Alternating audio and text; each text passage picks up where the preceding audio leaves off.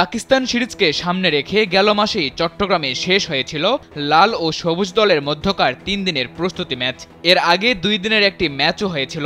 দুটি ম্যাচ শেষে বাংলাদেশ দলের ক্রিকেটাররা ঢাকার ক্যাম্পে যোগ দিয়েছিলেন গেল শনিবার। তার আগে সেদিন সকালে মিরপুর শেরেবাংলা স্টেডিয়ামে জাতীয় দলের ক্রিকেটারদের নিয়ে হয়েছিল স্ট্রেংথ পরীক্ষা।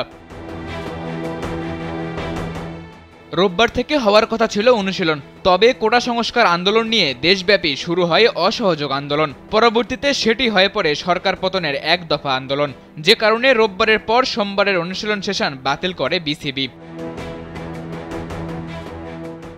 গতকাল শেখ হাসিনার পদত্যাগ শেষে দেশ ত্যাগের পর এখন চলছে অন্তর্বর্তী সরকারের কাছে ক্ষমতা হস্তান্তর প্রক্রিয়া।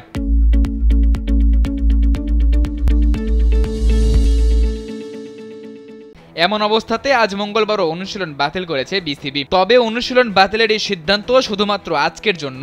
এরপর পরিস্থিতি বিবেচনায় নেওয়া হবে বাকি সিদ্ধান্ত। শনিবার স্ট্রেংথ পরীক্ষা শেষে গণমাধ্যমকে বিসিবির ফিজিও বাইজিদুল ইসলাম বলেন, আমাদের তো গত কিছুদিন আগে বিশ্বকাপে যাওয়ার আগে আমরা তো একটা ফিটনেস টেস্ট করে তারপর গিয়েছিলাম, আর আজকে তার ফলো আপ টেস্টিং ছিল। তো ফলো আপ টেস্টিংয়ে আমাদের রানিং টেস্ট ছিল, কিছু স্ট্রেংথ টেস্ট ছিল। তো রানিং টেস্টে ওয়েদারের কারণে করতে পারি নাই।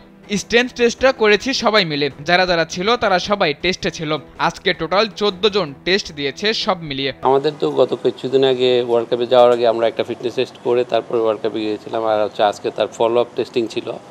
তো ফলো আপ টেস্টিংয়ে আমাদের রানিং টেস্ট ছিল, কিছু স্ট্রেংথ টেস্ট ছিল।